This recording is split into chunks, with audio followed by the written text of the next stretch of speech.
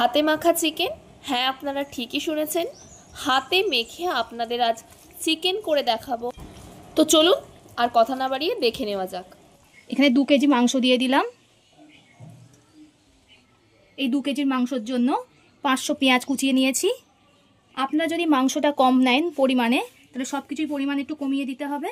আমি 2 কেজি মাংসের জন্য এই মশলাগুলো ব্যবহার করছি। 5টা কাঁচা লঙ্কা কুচিয়ে দিলাম। আপনারা ঝালটা আপনাদের স্বাদ মতো ব্যবহার করবেন। দিয়ে দেবো 2টো বড় সাইজের টমেটো কুচি, চা চামচে 3 চামচ রসুন বাটা, সমপরিমাণ আদা বাটা, ছোটো চামচের 3 চামচ টক দই, এই চামচের মাপ করে 1 চামচ ধনিয়া গুঁড়ো, 1/2 চামচ জিরে গুঁড়ো, কাশ্মীরি লঙ্কা গুঁড়ো, 1 চামচ হলুদ গুঁড়ো, স্বাদ মতো লবণ, চা চামচের 3 চামচ সর্ষের তেল।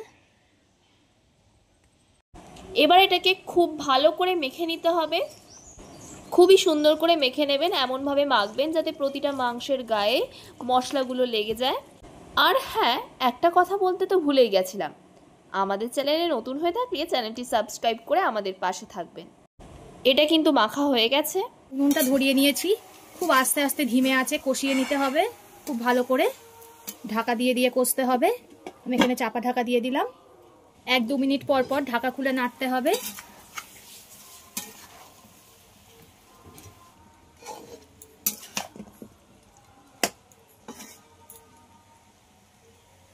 আবারও ঢাকা দিয়ে দিতে হবে। ঠিক এইভাবে ঢাকা দিয়ে দিয়ে রান্না করতে হবে। প্রথমে 1-2 মিনিট পর, তারপরে 5-10 মিনিট পর পর ঢাকা খুলে নাড়তে হবে। এবং উনুনের জালটাকে আমি বাড়িয়ে দিয়েছি। দেখুন কেমন জল বেরোচ্ছে। আমি একটুও জল দেইনি, মাংস থেকেই জল বেরোচ্ছে। আবারও ঢাকা দিয়ে দেব। দেখুন কত সুন্দর কষে এসছে। এবার এতে জল দিয়ে দেব, অল্প করেই জল দেব। আবার একটু ঢাকা দিয়ে ফুটতে দেব। আমার হয়ে গেছে, এবার নামিয়ে নেব। নামানোর আগে দিয়ে দেব গরম মশলা।